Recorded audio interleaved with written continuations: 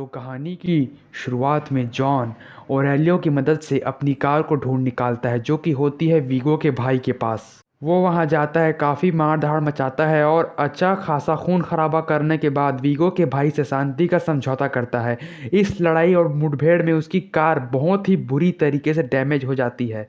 वो कार को रिपेयर करने के लिए ओरेलियो को देता है और फिर से अपनी बंदूकें दफनाकर कोशिश करता है अपनी पुरानी ज़िंदगी में वापस आने की। लेकिन तभी उसके दरवाजे पे आ जाता है सेंटिनो डी एंटोनियो। यहाँ हमें मालूम होता है कि सेंटिनो वही बंदा है जिसने जॉन विक की रिटायरमेंट में मदद की थी। इसके बदले जॉन विक ने उसे मार कर दिया था।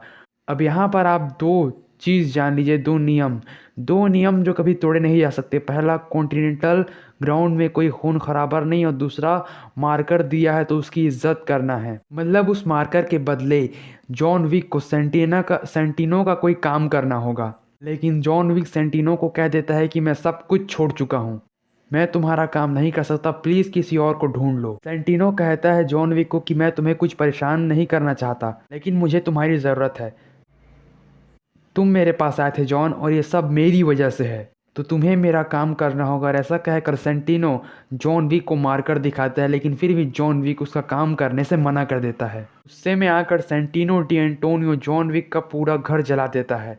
अगले दिन सुबह जॉन विक कॉन्टिनेंटल जाता है और विंस्टन से मिलता है। विंस्टन जॉन विक से कहता है कि तुम्हें सेंटिनो का काम करना ही होगा। अगर तुमने भागने की कोशिश की तो तुम मरोगे, अगर तुमने सेंटिनो को मारा तो तुम मरोगे, अगर तुमने काम नहीं किया तो तुम मरोगे। सेंटिनो का काम ना करने से हाई टेबल तुम्हारे पीछे हाथ धो के पड़ जाएंगे। वो बात करता है वही दो नियमों की जो मैंने आपको पहले बताए थे। विंस्टन जॉन से कहता है कि तुम जाकर पहले सेंटिनो का काम करो, उसके काम करने के बाद अगर तुम्हें उसके पीछे जाना है, उसे मारना है, तो मैं तुम्हारे साथ हूँ, लेकिन पहले उसका काम करो। उसके बाद जॉन विक सेंटिनो के पास जाता है। सेंटिनो जॉन से कहता है कि मेरी बहन को मार दो। जॉन विक कहता है कि तुम चाहते हो मैं मारूं जियाना डी एंटोनियो को, जो कि हाई टेबल की एक मेंबर है। 12 सीट्स है हाई टेबल में, कमोरा, माफिया और इंड्रांगटा। और मेरी बहन यानी सेंटिनो डी एंटोनियो की बहन जियाना डी एंटोनियो लीडर है कमोरा की। उसे मार दो तो उसकी जगह मुझे मिल जाएगी। ये काम कर दो और तुम मेरे मार्कर से आज़ाद हो।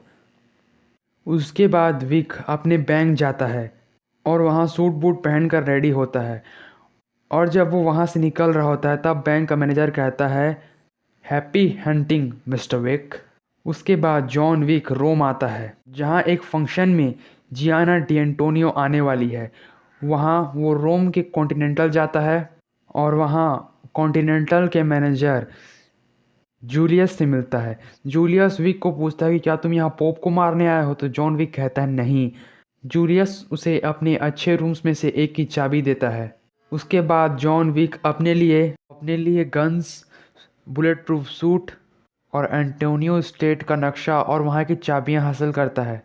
उसके बाद वो उस फंक्शन में पहुँचता है जहाँ जियाना डी एंटोनियो आने वाली है। वहाँ जाकर वो जियाना से मिलता है। वो जियाना को बताता है कि तुम्हारे भाई ने मुझे मारने के लिए भेजा है। जियाना जॉन से कहती है कि अगर तुम मुझे मार दोगे तो मेरी सीट मेरे भाई को मिल जाएगी और वो न्यूयॉर्क का बादशाह बन जाएगा। मतलब पूरा न्यूयॉर्क उसका हो जाएगा और उससे ये तोहफा देने वाले होगे तुम। जॉन मजबूरी में आकर जियाना को मार देता है। वहाँ से वो निकल ही रहा होता है तभी उसकी मुलाकात जियाना डी एंटोनियो के गार्ड से होती है जो कि जॉन विक को जानता है। वो जॉन विक से पूछता है कि क्या तुम कोई काम से आए हो जॉन। तो जॉन इस बात पे कहता है हाँ। तभी वो एक दूसरे पे गोली चला देते हैं। जॉन वहाँ से सबको मार कर निकलता है। तभी सेंटिनो डी एंटोनियो की एक औरत कह सकते हैं उससे मिलता है। जॉन उससे कहता है क्या अभी कोई काम बाकी है। यहाँ दिखाया गया है उसे और बैडास दिखाने के लिए उसे यहाँ पे गूंगी दिखाया गया है। वो और उसके कुछ आदमी जॉन पर हमला कर देते हैं, लेकिन जॉन उस हमले को सरवाइव करता है और उसके सारे आदमियों को मार देता है। तभी उसे जियाना का वो बॉडीगार्ड मिल जाता है। वो दोनों बहुत खूब लड़ते हैं और लड़ते लड़ते कॉन्टिनेंटल में पहुंच जाते हैं। क्योंकि कॉन्टिनेंटल में किसी को मारा नहीं जा सकता इसलिए वो रुक जाते हैं और साथ में शैंपेन पीते हैं।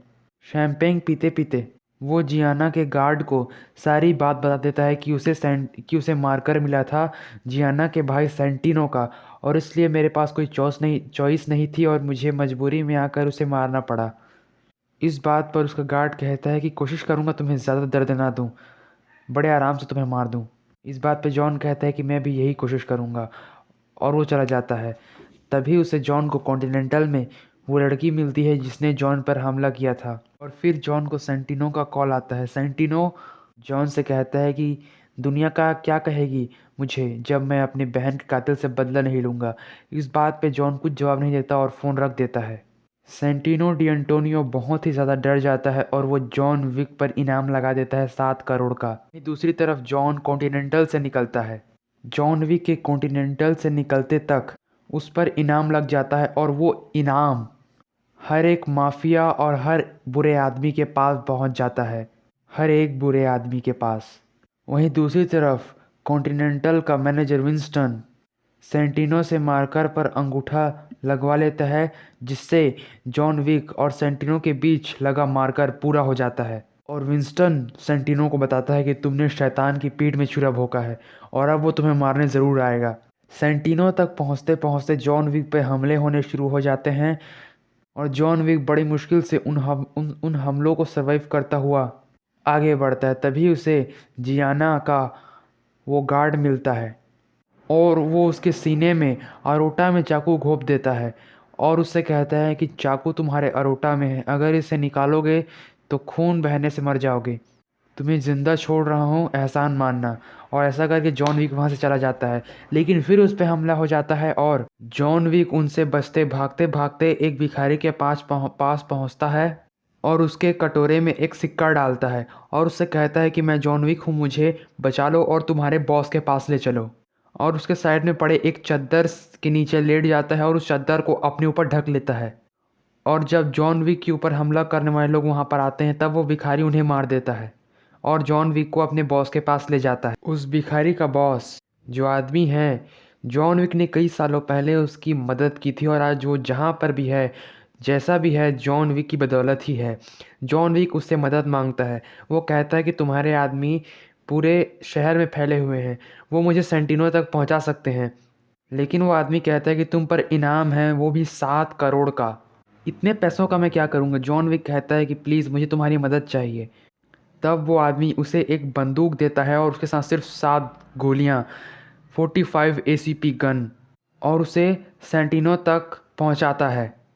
जॉन विक उस आदमी को समझाता है कि सेंटिनो को यह पूरा शहर चाहिए और अगर उसे हाई टेबल की सीट मिल गई तो पूरा शहर उसका होगा, और अगर तुम सेंटिनो को मारते हो तो हाई टेबल और कमोरा तुम्हारे पीछे पड़ जाएंगे, लेकिन अगर मैं उसे मारता हूँ तो वो मेरे पीछे पड़ेंगे, इसलिए प्लीज़ मेरी मदद करो। तभी जॉन विक उससे कहता है कि तुम्हें जंग चाहिए या तुम चाहते हो कि मैं इस जंग को लड़ूं।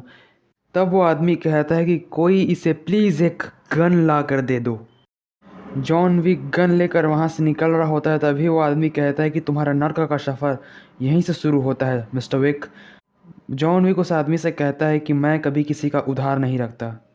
वो कहता है कि सेंटिनो डिएंटोनियो म्यूज़ियम में है, अर्ल तुम्हें वहाँ ले जाएगा। नीचे जाते वक्त अपना ख्याल रखना और याद रखना उधार चुकाना पड़ेगा। तभी जॉन विक कहता है कि मैं कभी किसी से उधार नहीं लेता। और फिर जॉन विक म्यूज़ियम पहुँचता है और वहाँ होता है असली मार धाड़। ऐसी लाशें बिछाता है जॉन विक, इतने लोगों को, उसके सारे सिक्योरिटी गार्ड, उसके सारे आदमियों को मार देता है। सेंटिनो भागते भागते रिफ्लेक्शन ऑफ द सोइल में जाता है। जॉन विक भी सबको मारते पीटते वहाँ तक पहुँचता है। जॉन विक सेंटिनो के सारे गार्ड और उस लड़की को भी मार देता है। और जब जॉन विक सेंटिनो के सारे आदमियों को मार देता है तब सेंटिनो अपनी जान बचाने के लिए कॉन्टिनेंटल जाता है और कॉन्टिनेंटल के मैनेजर विंस्टन के पास जाता है। सेंटिनो मैनेजर से मिलता है और कहता है कि उसकी मेंबरशिप ख़त्म कर दो अभी। विंस्टन कहता है कि जहाँ तक मैं देख रहा हूँ मिस्टर विक ने अब तक कोई कानून नहीं तोड़ा है। इस बात पर एंटोनियो कहता है कि तुम्हें पता होना चाहिए कि मैं तुमसे मांग कर सकता हूँ। तब मैनेजर कहता है बिल्कुल नहीं, ये मेरा साम्राज्य है। तभी सेंटिनो कॉन्टिनेंटल में बैठकर खाता है और तभी आता है जॉन विक। वो कहता है कि मैं सेंटिनो डी एंटोनियो को ढूंढ रहा हूँ। तो वो कहता है कि लॉन्ज में वो आपका इंतज़ार कर रहे हैं सर। तभी जॉन विक सेंटिनो के पास आता है और ठपाक से सेंटिनो को वहीं पर मार डालता है और अपने कुत्ते को लेकर घर आता है। और जॉन विक अपने जले हुए घर में बैठकर रो रहा होता है। तभी कॉन्टिनेंटल से एक आदमी उसके पास आता है और कहता है कि अगर आपको मुझ पर भरोसा है तो जॉन विक उसके साथ कार में बैठकर चला जाता है और वो उसे विंस्टन के पास लेकर आता है। वो कलवा टकला आदमी कहता है कि मुझे अच्छा लगा कि मैं आपके कुछ काम आ सका mister Wick. John Wick Winston के पास जाता है।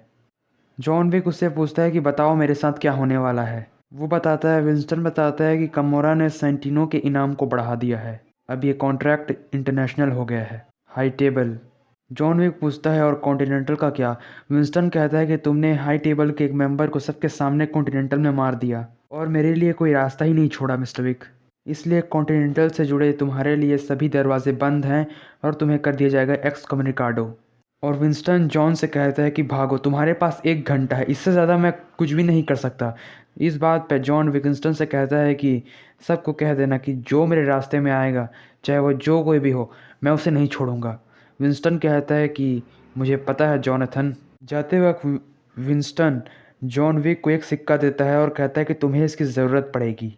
और फिर विंस्टन कॉल लगाता है और कहता है कि जॉन विक के साथ हमें कोई लेना देना नहीं है, उसे एक्स कम्युनिकाडो कर दिया जाए। और फिर वही होता है, जॉन विक भागता है और सभी के मोबाइल में कुछ कुछ मैसेज आना शुरू हो जाता है।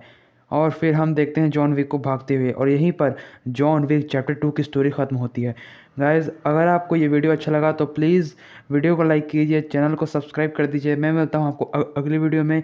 मैं इसके चैप्टर 3 की स्टोरी भी ज़रूर बनाऊँगा। Thank you. Thanks for watching. Take care. Bye bye. Love you all.